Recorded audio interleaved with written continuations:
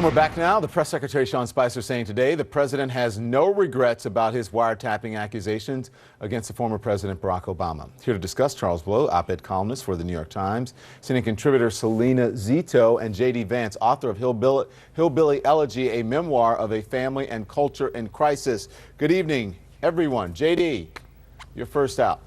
How you doing? I'm doing great, thank you. Let's talk about President Trump's wiretapping claims. This has happened before, where he presents these conspiracy theories or a conspiracy theory with little or no facts to back it up. He said Barack Obama faked his birth certificate because he was born in Africa. That's false. We know that. He says thousands of New Jersey Muslims were on TV celebrating 9/11. False. Ted Cruz's father had something to do with Lee Harvey Oswald. False. Let's not forget the inaugural crowd size, 3 to 5 million illegal voters. And then the list goes on and on. There are some Americans who simply cannot trust President Trump because he is a serial liar. Do you think this time it should be different given how severe this charge is?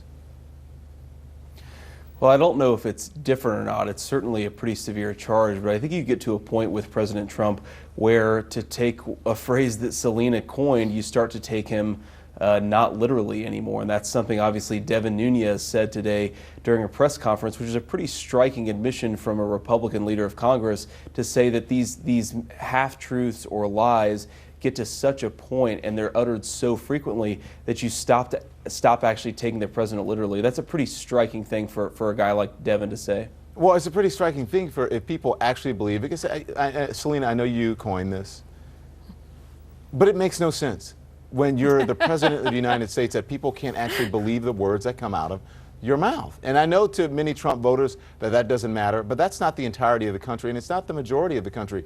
People want to be able to believe what their president says, and many people cannot. Or no one can, because it's actually not true. It's not backed up by the evidence. Well, I mean, the hallmark of the hallmark of the presidency is to sort of stand there and be for truth and justice, right? So it's a very difficult thing to sort of sort out in your head. Today, I spent the day going down the Ohio River from Weirton, West Virginia, through Steubenville, Mingo Junction, just talking to people that voted for him, and they were almost to a T, everyone that I talked to. They're also all Democrats. And I asked them several things, but one of the things we talked about is, you know, his loose use of words.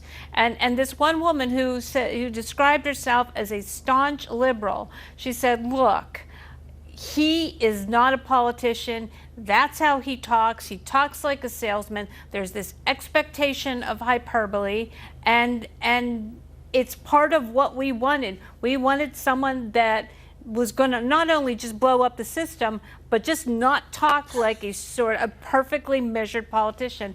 And that's what they got. With all due respect to that woman, that is divorced from reality. This man is the leader. If you don't live, what are you saying, that she doesn't live in reality?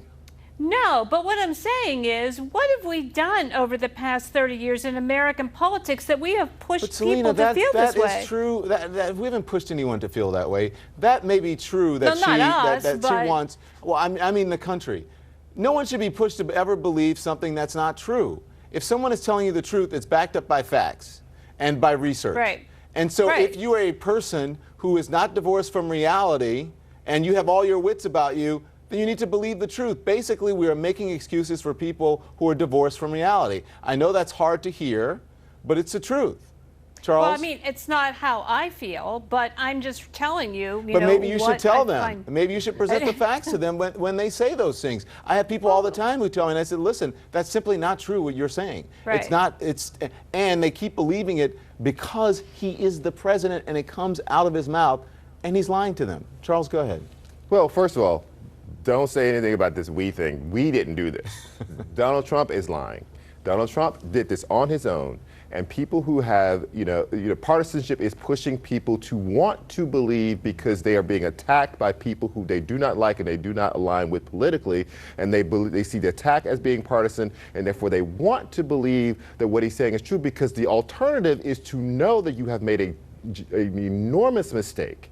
and that you are having there's an assault on truth and honesty itself, and that is not the position that anyone really wants to be in. And that is where we are now. And I think it is incumbent upon us in particular, people who appear on national television, to always guard the truth, because that is, that is what we do. We traffic in actual information that is provable. And if the president is going to lie and be a pathological liar on top of that, that's a problem, because many other people have pointed this out.